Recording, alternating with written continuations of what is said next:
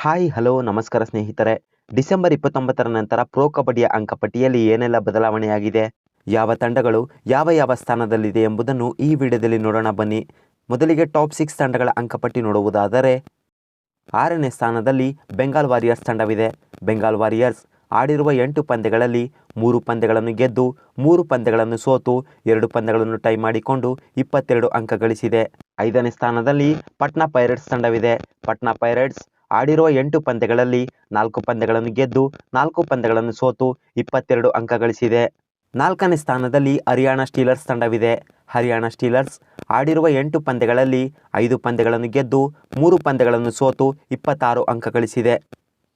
ಇನ್ನು 3ನೇ ಸ್ಥಾನದಲ್ಲಿ ಗುಜರಾತ್ ಜೈಂಟ್ಸ್ ತಂಡವಿದೆ. ಗುಜರಾತ್ ಆಡಿರುವ 8 ಪಂದ್ಯಗಳಲ್ಲಿ 5 ಪಂದ್ಯಗಳನ್ನು ಗೆದ್ದು 3 ಪಂದ್ಯಗಳನ್ನು ಸೋತು 28 ಅಂಕ ಗಳಿಸಿದೆ. 2ನೇ ಸ್ಥಾನದಲ್ಲಿ ಜೈಪುರ್ ಪಿಂಕ್ ಪ್ಯಾಂಥರ್ಸ್ ತಂಡವಿದೆ.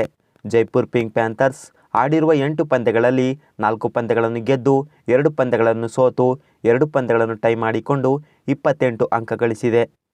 ಇನ್ನು ಮೊದಲ ಸ್ಥಾನದಲ್ಲಿ ಪುಣೇರಿ ಪಲ್ಟನ್ ತಂಡವಿದೆ.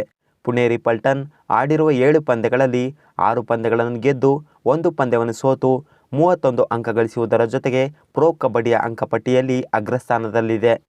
ಇನ್ನು ಉಳಿದ ತಂಡಗಳ ಅಂಕಪಟ್ಟಿ ನೋಡುವುದಾದರೆ 7ನೇ ಸ್ಥಾನದಲ್ಲಿ ಯು ಮುಂಬಾ, 8ನೇ ಸ್ಥಾನದಲ್ಲಿ UP ಯೋಧಾಸ್, 9ನೇ ಸ್ಥಾನದಲ್ಲಿ ದಬಾಂಗ್ ಡೆಲ್ಲಿ, 10ನೇ ಸ್ಥಾನದಲ್ಲಿ ಬೆಂಗಳೂರು ಬುಲ್ಸ್, 11ನೇ ಸ್ಥಾನದಲ್ಲಿ ತಮಿಳ್ ತಲೈವಾಸ್ ಮತ್ತು ಕೊನೆಯ ಸ್ಥಾನದಲ್ಲಿ ತೆಲುಗು ಟೈಟಾನ್ಸ್ ತಂಡವಿದೆ. ಇವಿಷ್ಟು ಪ್ರೊ ಕಬಡ್ಡಿಯ ಅಪ್ಡೇಟೆಡ್ ಪಾಯಿಂಟ್ಸ್ ಟೇಬಲ್.